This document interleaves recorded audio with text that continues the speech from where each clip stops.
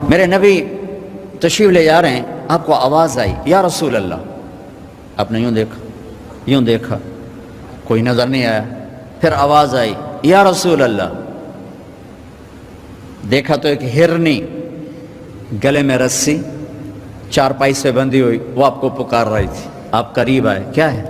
کہ آپ کا صحابی مجھے پکڑ کے لایا ہے، میں اللہ کی تقدیر پہ راضی ہوں، مطلب ذبح کی جاؤں گی، لیکن میرے چھوٹے چھوٹے بچے ہیں وہ بھوکے ہیں، اگر آپ مجھے چھوڑ دیں میں ان کو دودھ پلا کے واپس آ جاؤں گی۔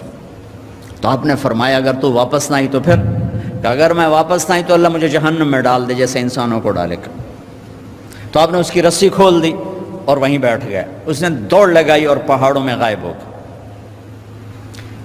دیر گزر گئی تو آپ نے دیکھا وہ پہاڑ سے اتر رہی تھی اور آ کر کہا یا رسول اللہ میں حاضر ہوں۔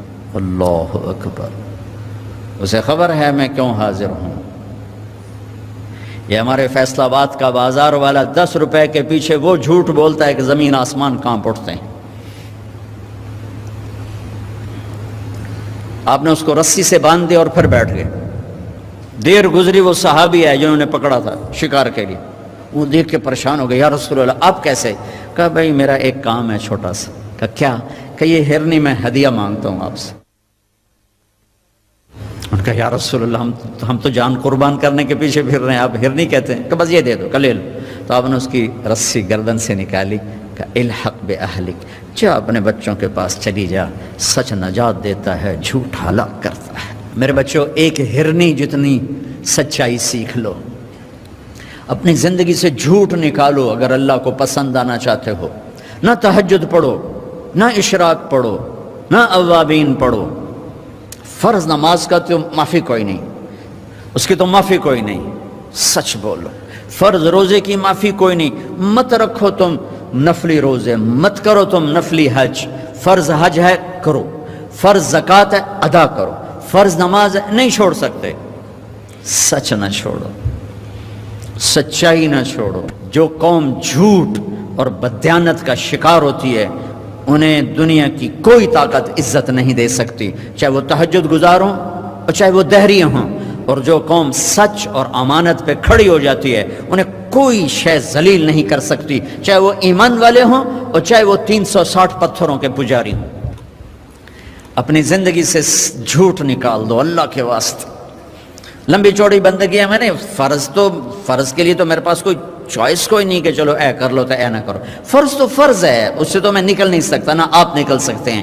لیکن میرے عزیزو سچے بن جاؤ، سچے بن جاؤ، دیانتدار بن جاؤ، دیانتدار بن جاؤ۔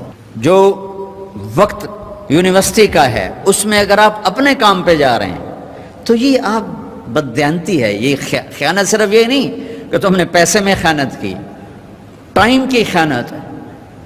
یونیورسٹی کے ٹائم میں پروفیسر صاحب اخبار پڑھ رہا ہے، یہ خیانت ہے اس وقت کے ساتھ جس کی گورنمنٹ اس کو تنخواہ دے رہی۔ یونیورسٹی کے ٹائم میں وہ حاضریاں لگا کے اور اپنے کام کو جا رہا ہے، یہ خیانت ہے اس ٹائم کے ساتھ جس کی وہ تنخواہ لے رہا ہے۔ اس کو سرکاری گاڑی ملی ہے، اس کے بچوں کو اسکول چھوڑنے جا رہی ہے، یہ خیانت ہے۔ بددیانتی اللہ کی نظروں سے گراتی ہے جیسے پتھر اوپر سے نیچے آ کر گرتا ہے، اور دیانت آدمی کو لے جاتی ہے 7 آسمان عرشوں تک پہنچا دیتی ہے دیانتداری۔ جو ٹائم یونیورسٹی کا مقرر ہے اس سے اگر آپ گھنٹہ لیٹ آ رہے ہو آپ نے 1 گھنٹے کی خیانت کی ہے۔ خیانت صرف پیسے جوڑ مارنے کو نہیں کہتے۔ آپ نے بچوں کو پڑھانا ہے، نہیں پڑھایا، تم نے پڑھنا ہے، تم آئے پڑھنے کے لیے، یہاں تم کسی اور کام میں لگے ہو، تم نے ماں باپ سے بھی خیانت کی، اللہ سے بھی خیانت کی، اس یونیورسٹی کے ساتھ خیانت کی۔ پروفیسر صاحب یونیورسٹی کے ٹائم میں کسی اور کام میں لگا ہوا ہے، یہ خیانت ہے۔